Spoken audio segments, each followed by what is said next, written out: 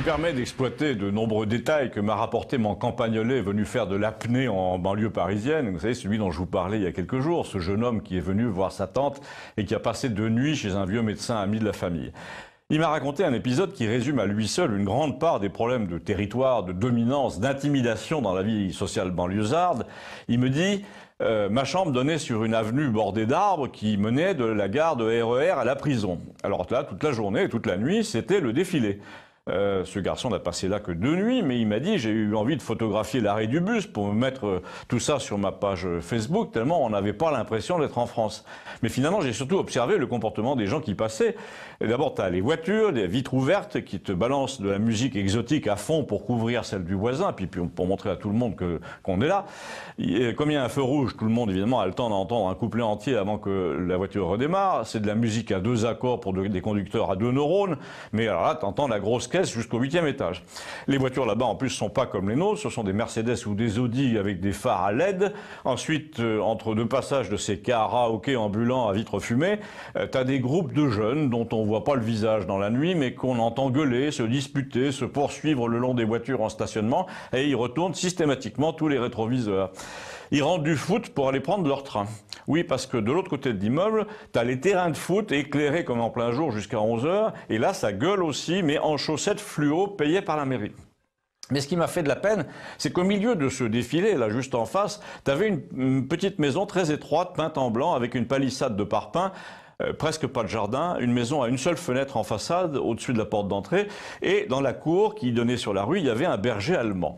Et ce berger allemand aboyait à chaque passage, or le passage était incessant.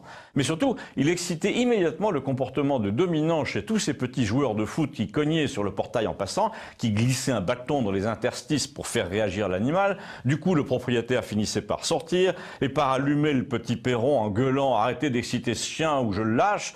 Les jeunes répondaient « Si tu le lâches, t'es mort ».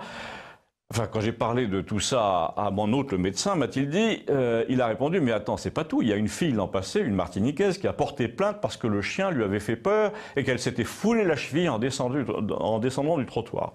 Donc tous ces jeunes finissent par se focaliser sur ce pauvre type et sur son chien. Ils montent des expéditions. Il y en a qui essayent de passer par derrière la maison. La police vient, il se passe rien, mais la pression monte tous les jours. Et un jour, ce type va devenir fou, il va tirer dans le tas. Et quand la presse en parlera, elle te dira rien des mois qui ont précédé, on aura l'impression que le type était juste un fou comme ça, on dira qu'il lisait de la littérature nazie, pourquoi pas. En fait, c'est un retraité comme un autre, veuf, tout ce qu'il y a de plus normal. Et une dame de l'immeuble d'en face a été interrogée une fois par une équipe de télé, elle a raconté ce harcèlement qui dure depuis 2 ans, mais quand le sujet est passé aux actualités, tout le passage sur le type avait sauté. Eh bien moi, m'a dit mon jeune campagnolé, ce qui m'a frappé, c'est que finalement ces jeunes ne pouvaient pas blairer ce chien parce qu'il défendait son territoire et qu'il voulait lui prouver que le territoire était le leur. Quand tu voyais la cour d'en haut, elle faisait 20 mètres à peine, mais c'était des mètres carrés où le chien leur disait de ne pas entrer. Du coup, ça devenait leur obsession. Ils voulaient entrer. On avait vraiment l'impression qu'ils en faisaient une affaire de principe. C'était une sorte d'instinct dominant, de prédateur qui jouait. Et ce qui est frappant, c'est que le vieux docteur m'a dit, j'ai filmé au caméscope plusieurs de ces agressions nocturnes. Il a une caméra qui a une position nocturne. Et un jour, j'ai téléphoné à la police pour lui dire que j'avais un enregistrement. Eh bien, la police m'a menacé si je continuais. Je serais curieux de savoir si vous avez vous aussi une anecdote où la police et la justice se sont retournés contre vous pour un simple témoignage. Je trouve ça très intéressant. Merci.